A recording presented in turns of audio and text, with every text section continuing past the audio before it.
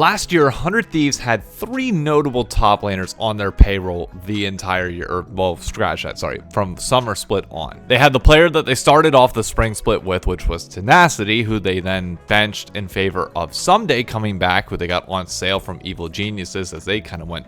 And then you had Sniper waiting in the wings in Academy. But then 100 Thieves Academy disbanded come summer as the LCS got rid of their requirements for teams to be able to, or being forced to field an Academy squad.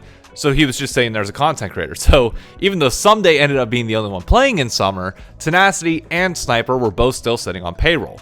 Now, jump forward to the end of the year as we head into 2024. Sniper is now of age to play in the LCS. We are slotting him in right away, which left questions of what is Someday going to do, which it sounds like he's taking a break, which I think he actually put a statement out on his Twitter, which I'll put here if he did. If not, it'll be an update to whatever my dumbass can't remember. But the other shoe that we were waiting to see where it fell was Tenacity. Would he come back to pro play? He made it clear that he wanted to find a team, and honestly, I thought that he might stand a chance at getting on somebody like Golden Guardians or Evil Geniuses if they wanted to take a chance with him. It turns out, I think Surdy and then Licorice were probably going to be the 2 top laners that got that slot. So for Tenacity, it was always a question of, okay, well, what does he do now? Does he keep creating content? Does he come back to pro play in the NACL? Where does he go? The first few moves of the Academy season were made by actual LCS teams that announced that they were coming back now that they don't have to pay California minimum salaries in order to field a squad. FlyQuest and TL came out with their rosters. Tenacity wasn't on it, but there was always one team that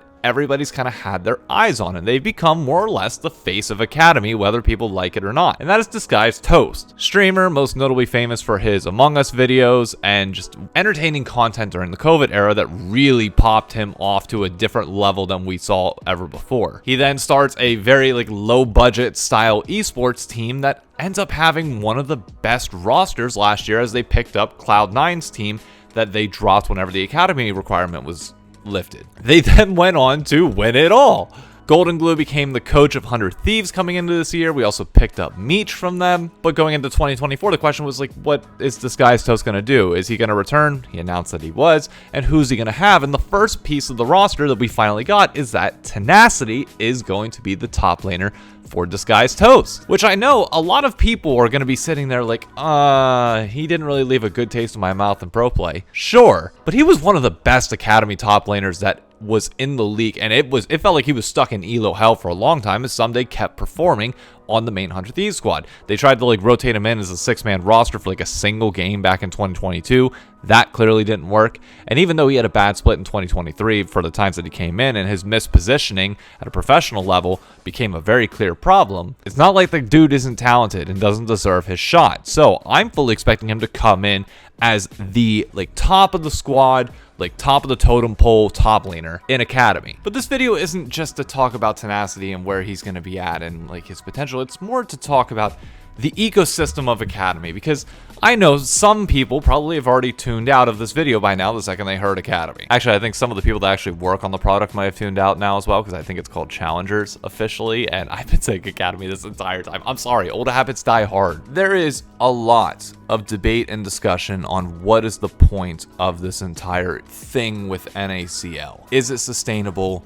What's the basis of it? And what can we do, quite frankly, just to get some sort of momentum going at a tier 2 level and start developing some talent that would eventually flush up into the professional scene, because that's ultimately what the main point of all this is to make sure that younger players or older players that need some time to redevelop and get back into the LCS have a place to do so in an organized play manner. But the problem for the longest time was that we were just simply overpaying players. We were paying way too much, and very few of these players ended up coming up, so we were just kind of pissing away money. It's not like this league should be in it necessarily for the views or trying to make it the most popular product possible. One, that's just simply never going to happen given the nature of it.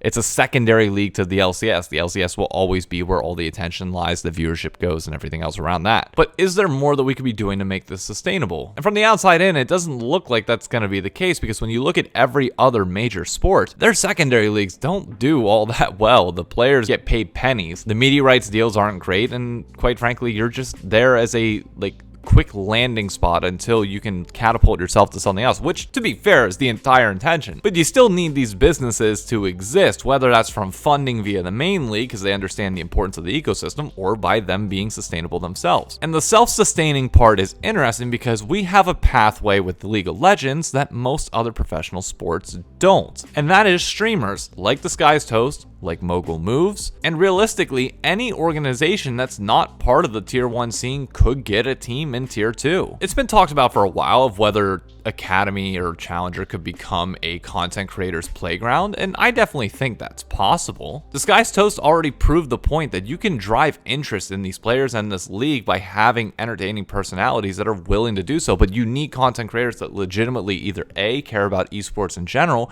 or B, care about League of Legends specifically, which we know in North America isn't as high of a volume as it is in other regions. Because as a content creator, if you come in and you sign 5 players, you still are responsible for developing them as individual players. You want to get them up to the pro level. Sure, it's great content, and yeah, you can make a lot out of it in terms of the output for social media, but like, these players are still ultimately driving to become that next level, to get up into the LCS. So there is that kind of clash of interest between the two.